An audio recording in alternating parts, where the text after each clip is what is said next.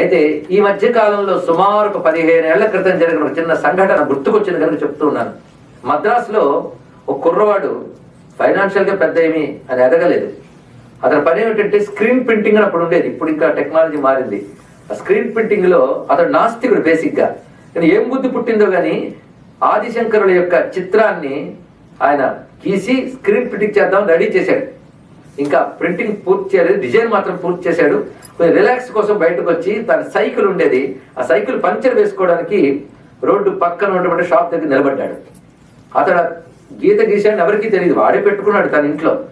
అయితే కంచిపీఠం నుంచి వాళ్ళ యొక్క వాహనం వస్తుందండి. లోపల జయేంద్ర సరస్వతి స్వామి వారు ఉన్నారు, ఇటీవలే పరంపరించిన మహాత్ములు ఆయన. ఆ జయేంద్ర సరస్వతి స్వామి వారు దాన్ని ఉన్నారు. బండి పెడుతుంది, నేను ఇక్కడ చూస్తున్నాడు. అందులో కంచివారి పీఠం వెళుతుందంటే వెనకాల వెహికల్స్ కొంచెం హడావిడి ఉంటుంది కదా. ఈయన నాస్తికుడు, ఇది అవేం తెలియవు, మామూలు నిలబడి చూస్తున్నాడు అంతే. కానీ చిత్రం ఇక్కడికి వచ్చినప్పుడు బండి ఆపారండి ఆయన స్వామివారు.